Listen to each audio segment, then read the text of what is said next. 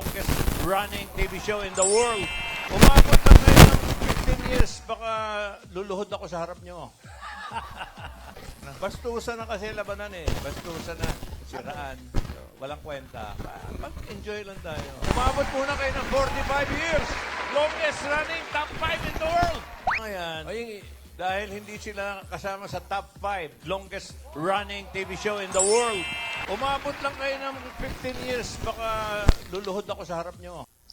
Welcome back, mga kaaldab. Ito na naman po ang inyong lingkod, si Mr. Destiny. Ito yung pinakamaingay, mga kaaldab, na parang ang tinutukoy nga po ni Henyo Master Joey De Leon na nagpapakalat, ang Showtime, o sabihin na natin, ang GMA Kapuso. Di po ba? Kaya nga po medyo nakakalungkot yung mga ganyang balita na nakakadismaya po talaga. Sabi ko nga po sa inyo dito po sa channel ni Mr. Destiny, kung ano po yung napapanood ninyo, kung ano po yung mga nababasa ninyo, relax lang po kayo. Alam naman po natin at hindi naman po masasabi na walang pinapasaringan si Henyo Master Joey De Leon. Di po ba? Kaya nga po yung iba nagko-komento, totoo kaya nagagawin po ni Henyo Master Joey De Leon na lumuhod after 15 years ang Showtime sa GMA Kapuso?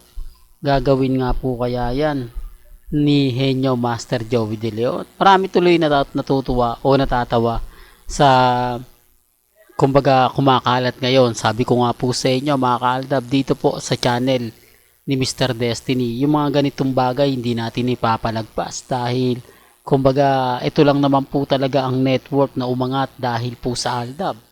Di po ba? Ibig sabihin, hindi na po nila po pwedeng sabihin o pwedeng ipaliwanag na kumbaga hindi nakatulong ang Eat Bulaga, ang aldab sa Eat Bulaga. Di po ba? Na ngayon ini-isnab-isnab po kami. Di po ba? Halos nawala na nga po talaga yung kumbaga ginagawa ng alda. Ibig kong sabihin ay tsapwera. Di po ba? Pero gaya ng sinabi ko, mga kaaldab, okay lang naman po yun eh. Kasi alam ko naman po yung latest. Di po ba? Basta sa akin lang naman po, mga kaaldab, masaya tayo kapag may nababalitaan tayong pabor para po kina Mengay at Tisoy. Alam naman po ninyo na yan lang naman po talaga yung ina-update natin. At napakarami naman po talagang kumbaga gumagamit nga po talaga sa aldab. Totoo naman po eh. Kung pagbabasihan nyo po yung mga kumakalat ngayon, bakit ang aldab nagiging trending pa rin daw? Bakit ang aldab pinag-uusapan pa rin po hanggang ngayon? Kasi po malakas po, ang aldab lang po talaga ang malakas. Yan po yung katotohanan. Pero bago nga po pala natin ituloy itong magandang update natin, kung bago ka lang sa channel na to at isa kang true-blooded Aldab Nation na nagmamahal kina Mengay at Tisoy, tama po ang channel na pinuntahan mo, kaya consider na po kitang bagong subscriber. At huwag mong kalimutang i-share ang mga video po natin sa mga mami, sa mga titas at sa mga senyor. Etong aabangan natin, mga kaaldab, kung gagawin nga po ba to ni Henyo Master Joey De Leon. Kung tutuwanin niya nga po kaya na kumbaga gawin na lumuhod sa Showtime after 15 years. Di po ba? Tignan na lang po natin. Di po ba? Ito yung pinaka inaabangan. Hindi lang po ako, syempre, ng buong Aldab Nation kung mangyayari yan o hindi. Di po ba? Malay nyo, mga kaaldab, magbagong sitwasyon ngayon. Pero okay lang yan. Relax lang po kayo, maging kampante, maging matatag.